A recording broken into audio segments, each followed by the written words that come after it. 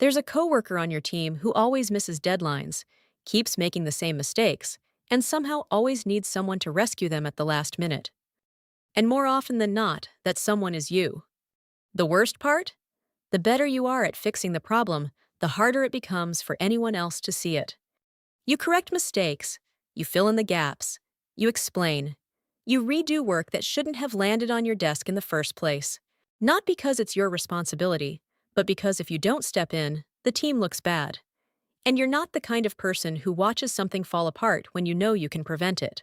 For weeks, maybe even months, you've been doing someone else's job without anyone realizing it. You carry the extra weight quietly, while the coworker who isn't performing at the level they should remains comfortable in their role, protected by the fact that you keep acting as their safety net. And the most frustrating part isn't the exhaustion. It's that you keep telling yourself all this extra effort will eventually be recognized. The problem is that every time you save their work, you also erase the evidence that they're not doing theirs. While they stay protected by your effort, your career starts paying the price.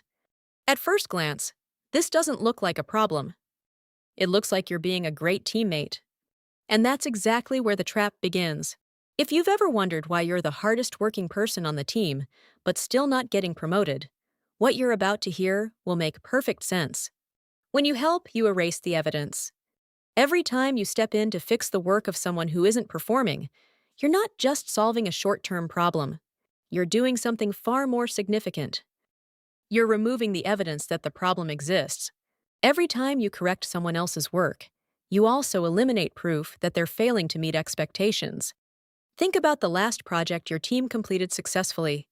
The client was happy. The deadline was met. Everything looked fine from the outside. But nobody asked who stayed up late the night before finishing the missing pieces, because you quietly handled it. That question never gets asked because your intervention removed the need for it. And if management never raises the issue, it's not because they're clueless. It's because the numbers look good. And the numbers look good because you made them look good. Leadership can't address problems they can't see. And what they can't see is the real gap between what that coworker produces and what someone in that role is supposed to produce. You filled the gap before anyone noticed it existed. You turned failure into results. You turned inefficiency into delivery. And by the time leadership sees the outcome, it appears as though the team is functioning exactly as it should.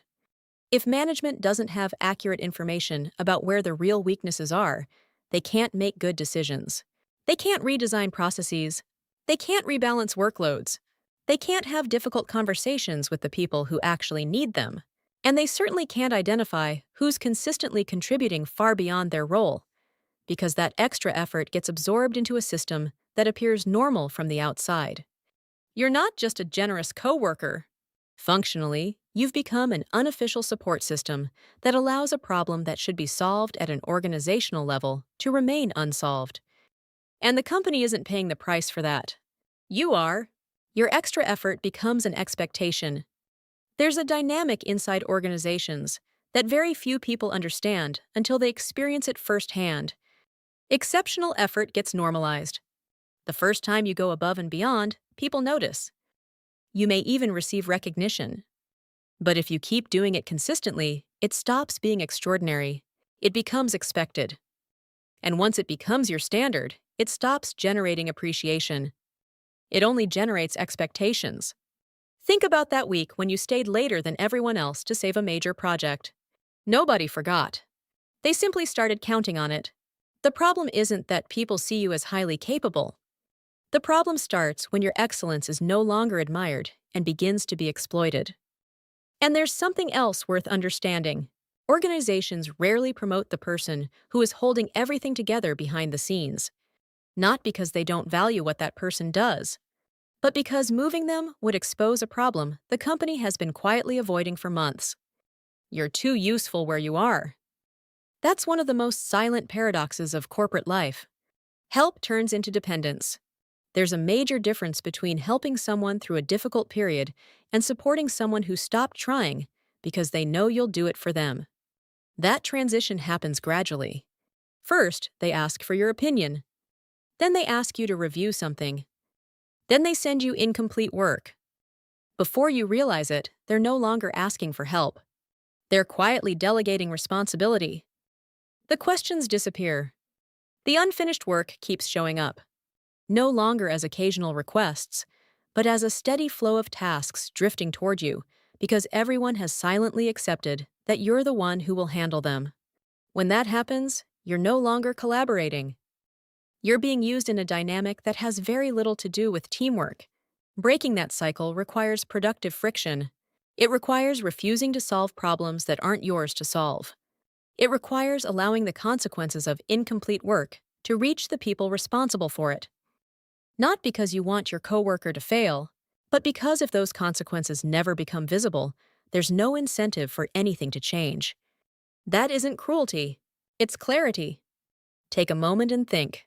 Over the last 3 months, how many projects have your name clearly attached to them? And how many times has your effort simply prevented someone else's mistake from being noticed? The answers to those two questions reveal more about your career trajectory than most performance reviews ever will. The company sees you as support, not leadership. There's a critical difference between working hard and working visibly.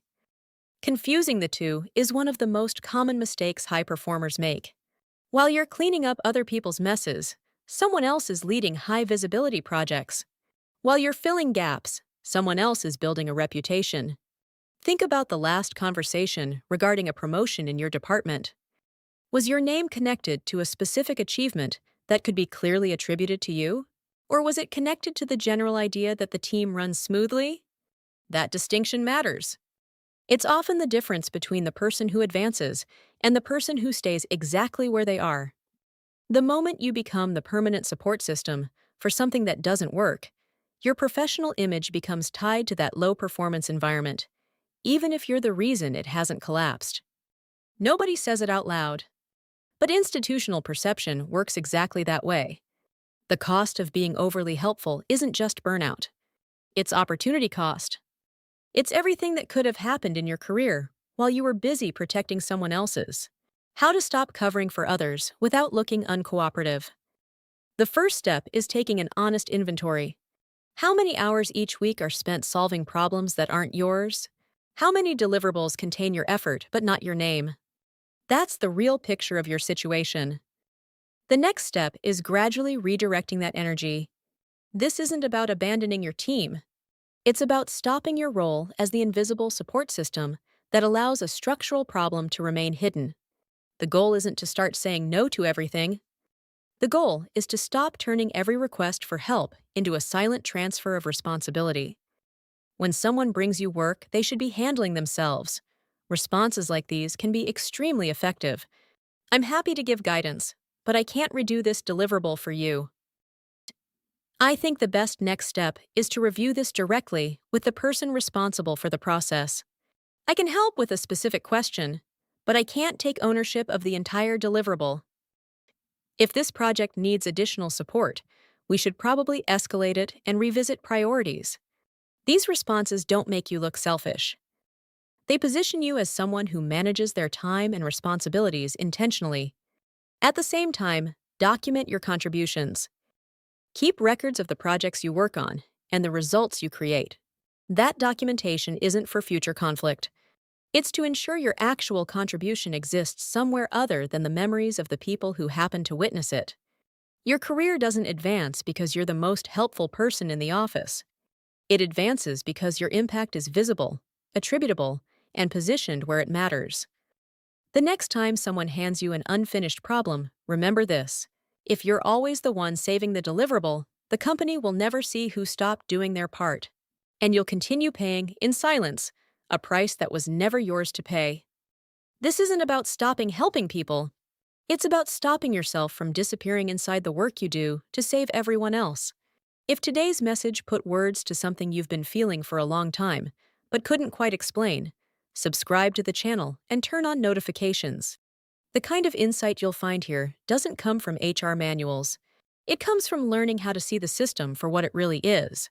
If you found this valuable, hit the like button. That tells the algorithm this content deserves to reach more people who need to hear it.